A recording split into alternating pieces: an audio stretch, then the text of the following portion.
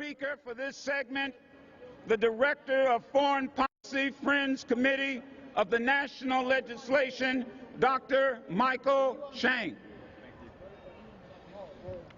The day after King died, Robert Kennedy spoke on the mindless menace of violence. Here's what he said. What has violence accomplished? What has it created? We tolerate a rising level of violence that ignores our common humanity.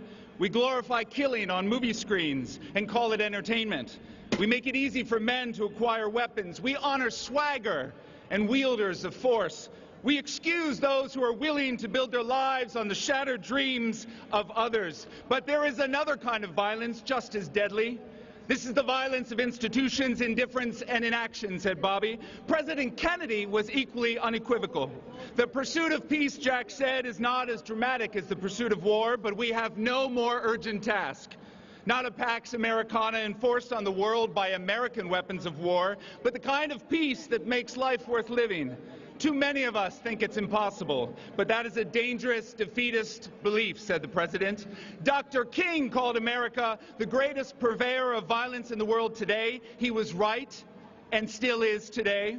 When profit motives and property rights are considered more important than people, said Martin, the giant triplets of racism, materialism, and militarism are incapable of being conquered.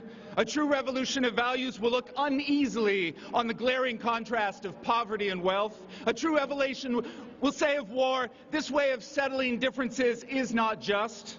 America can lead the way in this revolution of values.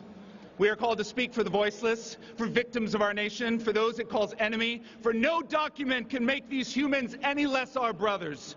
Speak for the voiceless, for victims of our nation, for those it calls enemy, for no document can make these humans any less our brothers. The true meaning of compassion and nonviolence is when it helps us to see the enemy's point of view, and there is nothing to prevent us from reordering our priorities. So the pursuit of peace will take precedence over the pursuit of war.